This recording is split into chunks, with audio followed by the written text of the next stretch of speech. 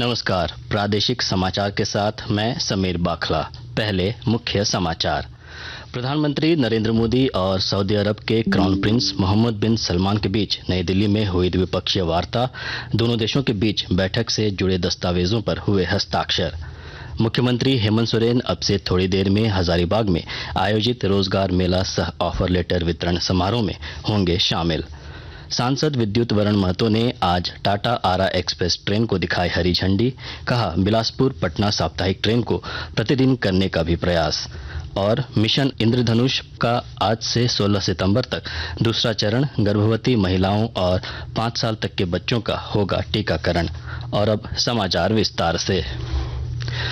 प्रधानमंत्री नरेंद्र मोदी की सऊदी अरब के क्राउन प्रिंस और प्रधानमंत्री मोहम्मद बिन सलमान बिन अब्दुल अजीज अल सऊद के साथ आज नई दिल्ली में वार्ता हुई।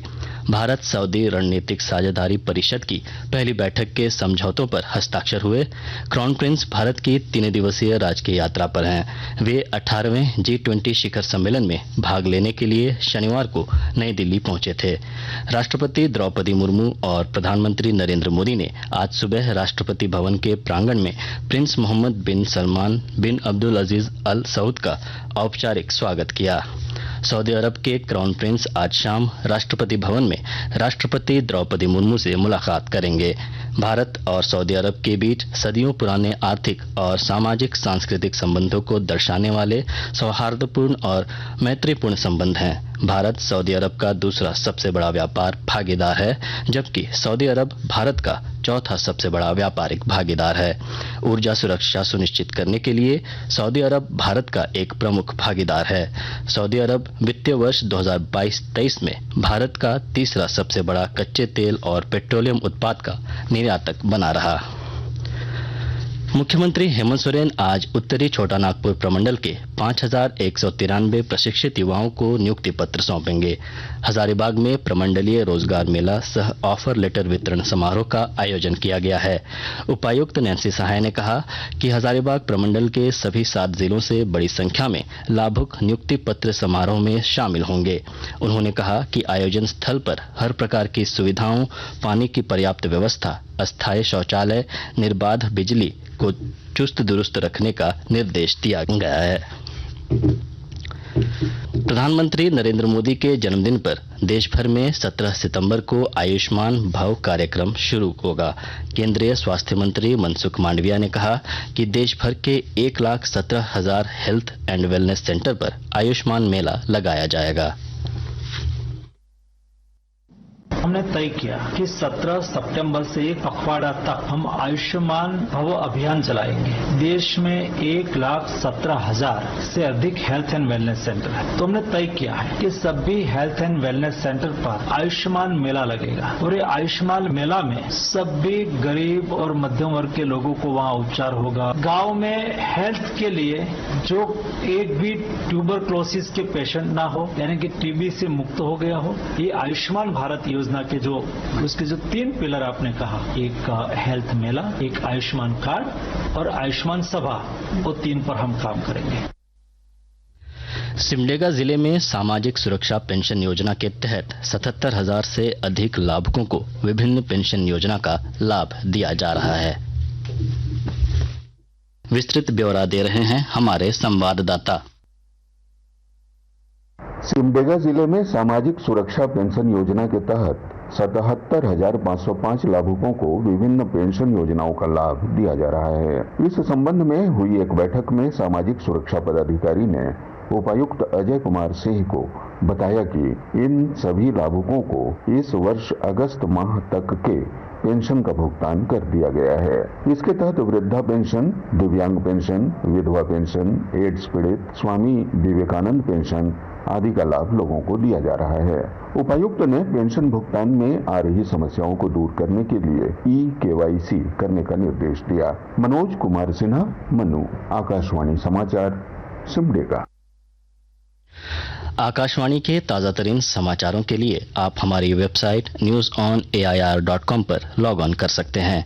ताज़ा समाचार X handle @AIR news alerts और Facebook page All India Radio News पर भी उपलब्ध हैं। आप प्रादेशिक समाचार एकांश के X handle @AIR news _Ranchi और फेसबुक, इंस्टाग्राम पेज तथा YouTube channel AIR news Ranchi पर भी हमारे बुलेटिन सुन सकते हैं।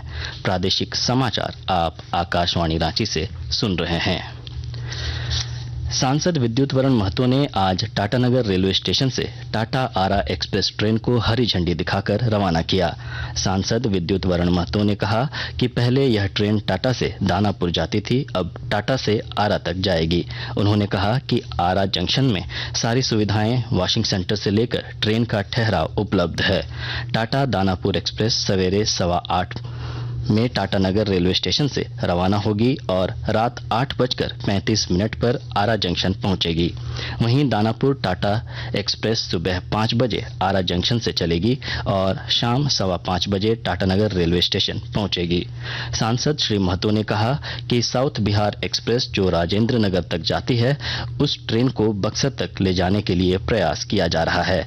इसके साथ ही बिलासपुर पटना साप्ताहिक ट्रेन को जो टाटा होकर जाती है, उसे प्रतिदिन करने के लिए भी प्रयास किया जा रहा है। उन्होंने रेल मंत्रालय, आरा के सांसद और प्रधानमंत्री का आभार व्यक्त किया। मिशन इंद्रधनुष का दूसरा चरण आज से शुरू हो गया। यह चरण 16 सितंबर तक चलेगा। मिशन इंद्रधनुष कार्यक्रम के अंतर्गत 0 से 5 वर्ष तक के बच्चों का सर्वे करवाकर छूटे हुए बच्चों को और आंशिक टीकाकरण वाले बच्चों की पहचान कर उनका और गर्भवती महिलाओं का पूर्ण टीकाकरण करवाया जाएगा, जिसके तहत टीमों द्वारा घर घर जाकर बच्चों की सूची तैयार की जाएगी। स्वास्थ्य विभाग ने भी आम लोगों से अपील की है कि अपने बच्चों को बीमारियों से बचाने के लिए टीके जरूर लगवाएं। सहिया के सहयोग से यूविन ऐप पर टीकाकरण का पूर्व पंजीकरण करा सकते हैं।